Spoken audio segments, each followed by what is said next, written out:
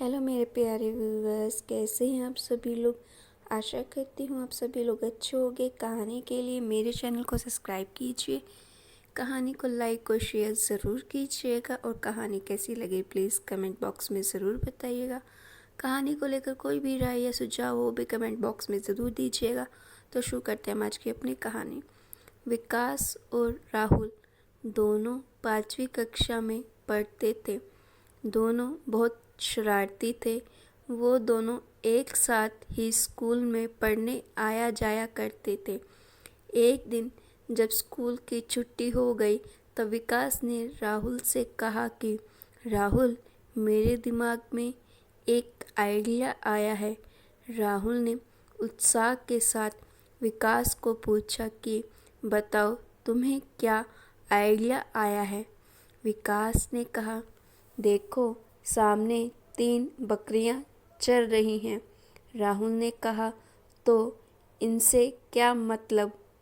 विकास ने कहा, हम दोनों आज सबसे अंत में स्कूल से निकलेंगे और जाने से पहले इन तीनों बकरियों को पकड़कर स्कूल में छोड़ देंगे। कल जब स्कूल खुलेगा तब सभी बकरियों को खोजने में अपना समय बर्बाद करेंगे और इस तरह से हम पढ़ाई नहीं करनी पड़ेगी।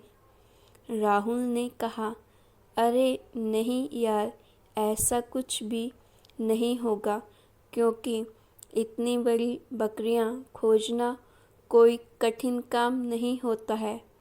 सभी मिलकर कुछ ही समय में ये तीनों बकरियों को ढूंढ लेंगे और थोड़े ही समय में सब कुछ नॉर्मल हो जाएगा। विकास ने कहा, अरे वे बकरियों को आसानी से नहीं ढूंढ पाएंगे, बस तुम देखते जाओ मैं क्या करता हूँ। राहुल ने कहा, अच्छा ठीक है, मैं देखता हूँ। दोनों छुट्टियों के बाद भी पढ़ाई के बहाने अपनी क्लास में बैठे रहते हैं और जब सारे लोग स्कूल में से चले गए तब ये दोनों उन तीनों बकरियों को पकड़कर क्लास में ले आए। इसके बाद विकास ने इन तीनों बकरियों पे सफ़ेद रंग से नंबर लिख दिए।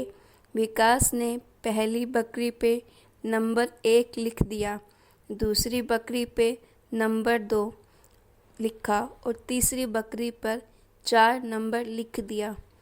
तभी राहुल ने उनसे पूछा कि विकास, तुमने तीसरी बकरी पर नंबर 4 क्यों लिखा।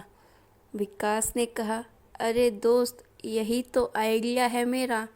राहुल ने कहा, अरे तुम बताओ, आखिर तुम्हारे दिमाग में क्या चल रहा है, मुझे कुछ समझ में नहीं आया। विकास ने कहा, कल सभी तीसरे नंबर की बकरियां ढूंढने में पूरा दिन निकाल देंगे और तीसरी नंबर की कोई बकरी है ही नहीं, इसीलिए वो उन लोगों को कभी मिलेगी ही नहीं। अगले दिन दोनों दोस्त समय से कुछ पहले ही स्कूल में पहुंच जाते हैं। थोड़ी देर में स्कूल के अंदर बकरियों के होने के कारण बहुत ज़्यादा शोर मच जाता है। सभी लोग चिल्ला रहे थे।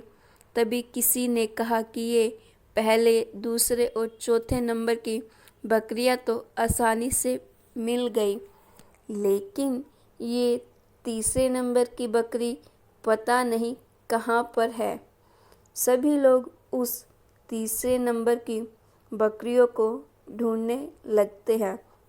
स्कूल का सारा स्टाफ उस तीसरे नंबर की बकरी को ढूंढने का बहुत प्रयास करता है, किंतु किसी को भी तीसरे नंबर की बकरी नहीं मिलती है, क्योंकि तीसरे नंबर की कोई बकरी थी ही नहीं।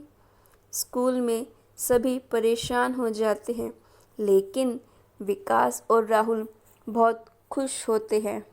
विकास ने राहुल से कहा, देखा ना, तुमने मेरा आइडिया काम कर गया। राहुल ने कहा, हाँ यार, तेरा आइडिया काम कर गया।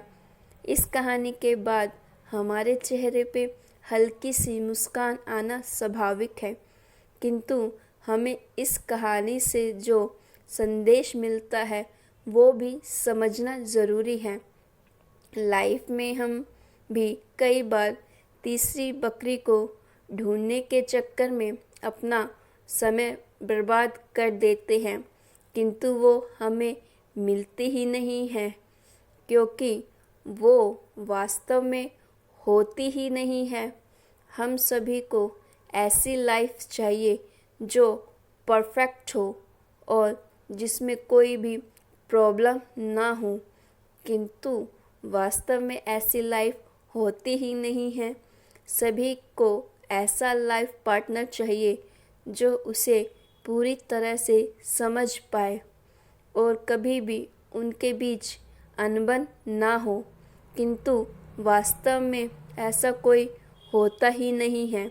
सभी को ऐसी जॉब चाहिए जिसमें सब कुछ अच्छा हो और कोई भी टेंशन ना हो, किंतु वास्तव में ऐसा कोई जॉब होती ही नहीं है। तो गाइज़, आपको ये स्टोरी कैसी लगी? अच्छी लगी तो प्लीज़ लाइक कीजिएगा, स्टोरी को शेयर भी कीजिएगा और स्टोरी को लेकर कोई भी राय हो वो भी कमेंट बॉक्स में ज़रूर दीजिएगा। और आप सभी को बहुत बहुत धन्यवाद मेरी स्टोरीज़ को प्यार देने